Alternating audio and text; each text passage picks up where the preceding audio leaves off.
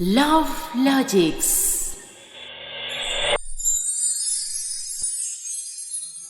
Hello दोस्तों, love logics channel में आपका स्वागत है। ये कहानी शुरू होने से पहले जल्दी से हमारे चैनल को सब्सक्राइब करके बेल आइकन दबा दीजिए, क्योंकि हम आएंगे हर बार एक नए लव स्टोरी के साथ।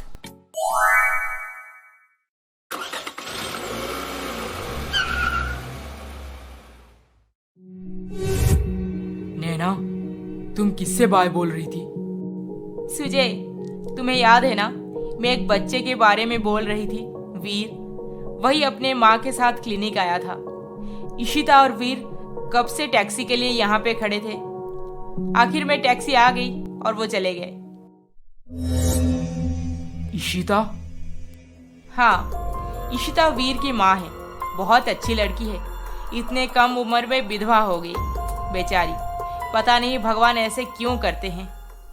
काश आज मेरी इशिता जिंदा होती तो मेरा बच्चा भी 5 साल का हो चुका होता।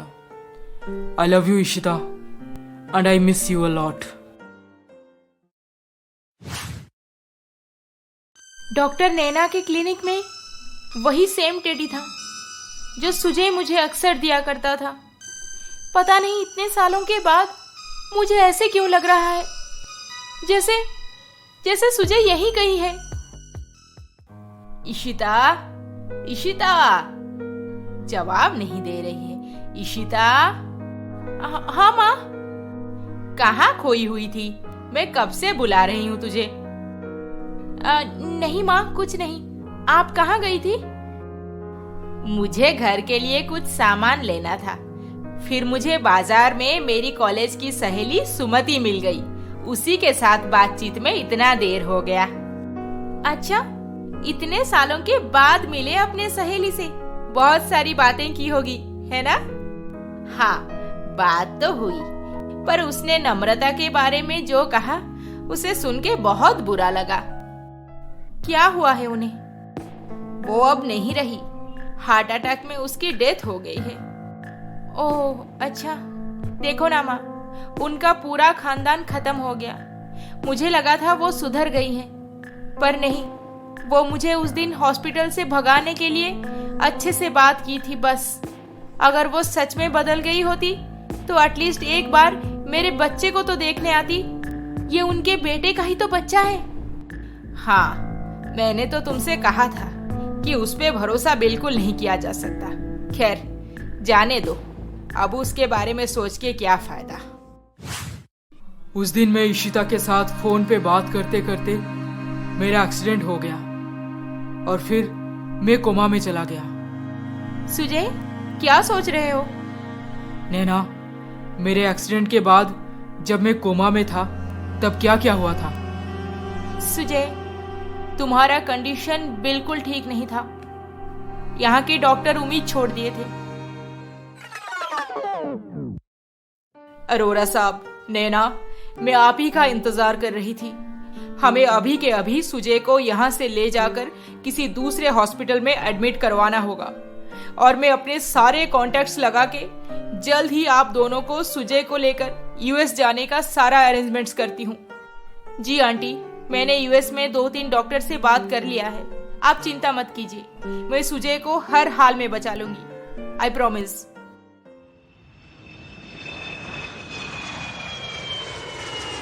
सुजय को नैना यूएस ले गई थी और पूरे 2 महीनों बाद सुजय फिर से चल फिर पा रहा था। थैंक गॉड सुजय, तुम अभी पूरी तरह से ठीक हो गए हो। हाँ नैना, ये सब तुम्हारे वजह से पॉसिबल हो पाया, नहीं तो मैं कब का। ऐसे मत बोलो सुजय, प्लीज। तुम मेरे लिए सबसे स्पेशल हो। बहुत प्यार करती हूँ मैं तुमसे। पता है मुझे, पर नैना, मैंने तुमसे एक बात छुपाया है। छुपाया है? कौन सी बात? मैं किसी और से प्यार करता हूँ। उसी से ही शादी करना चाहता था, पर मेरी मॉम का बिहेवियर मिडिल क्लास लोगों के साथ कुछ ठीक नहीं है। इसीलिए वो हम दोनों को अलग करके मेरी शादी तुम्हारे साथ पक्की कर दी।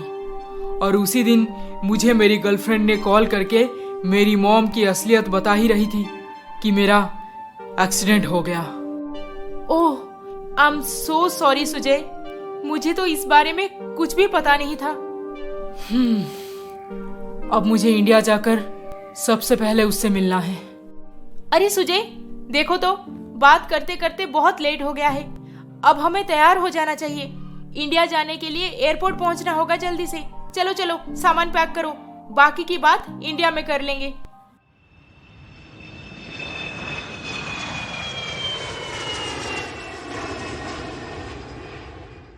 मॉम, आप जानबूझकर इशिता को मुझसे अलग कर दिए थे ताकि मेरी शादी नैना के साथ कर सके, पर मैंने नैना को सब सच बता दिया है।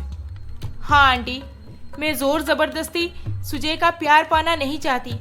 वो किसी और को चाहता है, उससे प्यार करता है। आप उसकी शादी उसी लड़की के साथ करवा दीजिए। सुजय और नैना से ये सब सुनते ही नम्रता जोर जोर से रोने लगी।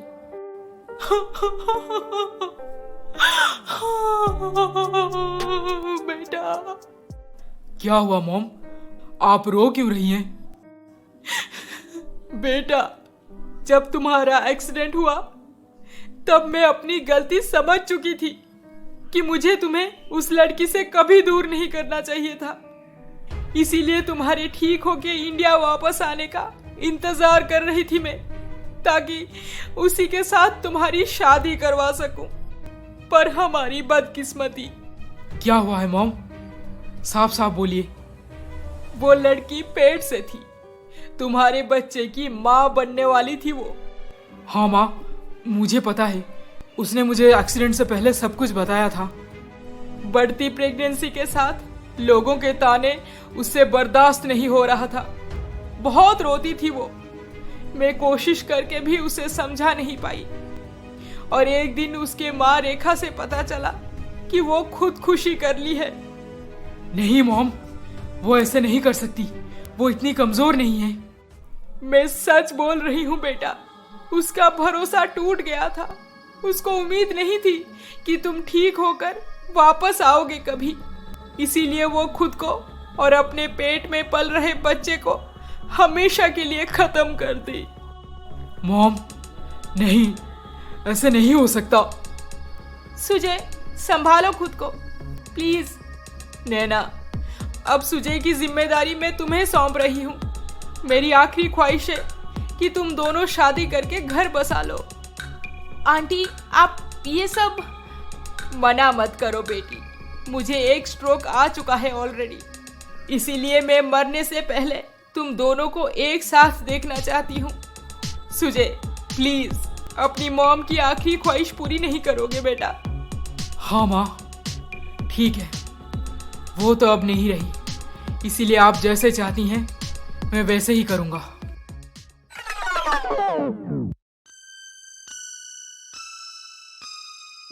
नैना, मॉम की आखिरी ख्वाहिश पूरी करने मैं तुमसे शादी तो करने जा रहा हूँ, पर पता नहीं क्यों मेरा मन नहीं मान रहा। कुछ तो गलत हो रहा है। Sujay, take your time, okay?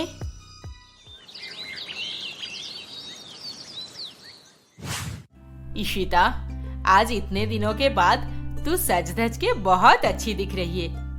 क्या बात है बेटी? माँ, आज सुजय का बर्थडे है। क्या? आज पापा का बर्थडे है? पापा आएंगे हमारे पास?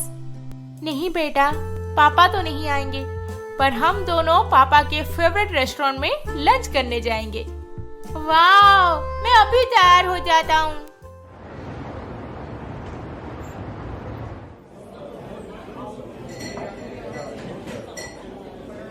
मम्मा, पापा को खाने में क्या क्या पसंद था? तुम्हारे पापा को वो सब पसंद था जो मुझे पसंद है। अच्छा? अरे मम्मा, ये देखो, डॉक्टर मैम उस टेबल पे बैठी हैं। मैं अभी आया उनसे मिलके। हाय डॉक्टर मैम। वीर, तुम यहाँ पे? मैं मम्मा के साथ आया हूँ मेरे पापा का बर्थडे सेलिब्रेट करने। ओह वाह। हाय इशिता। हाय, आप अकेली आई हैं? नहीं, मैं तो अपने मंगेतर का वेट कर रही हूँ, वो आते ही होंगे।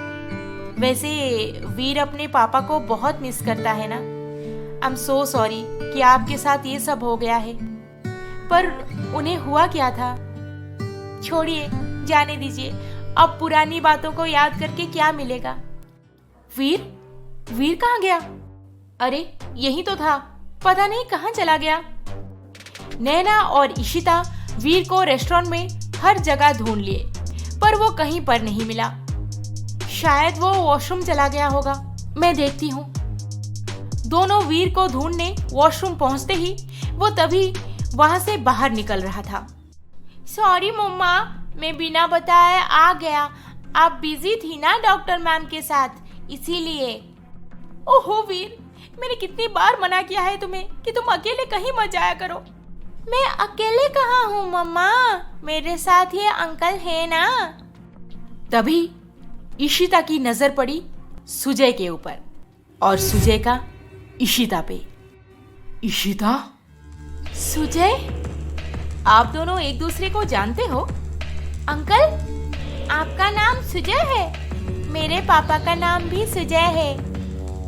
इशिता, क्या वीर? हाँ सुजय, वीर तुम्हारा ही बेटा है।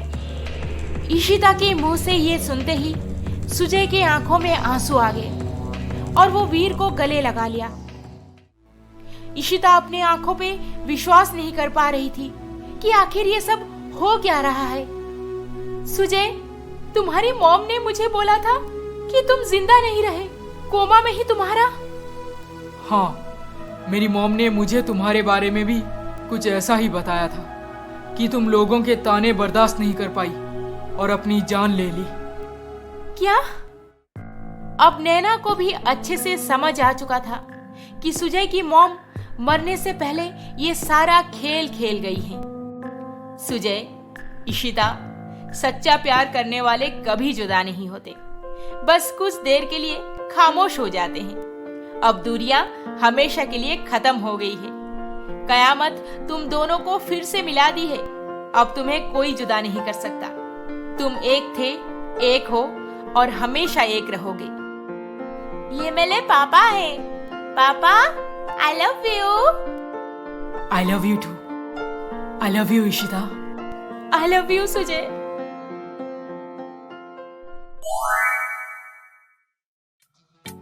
ये कहानी आपको कैसी लगी हमें कमेंट करके जरूर बताएं। और अभी तक आपने हमारे चैनल को सब्सक्राइब नहीं किया है तो जल्दी से सब्सक्राइब करके बेल आइकन दबा दीजिए। अरे रे रे रे, इस वीडियो को लाइक, शेयर, कमेंट करना ना भूलें। जल्द ही मिलेंगे और एक मजेदार रोमांचक कहानी के साथ। नमस्ते।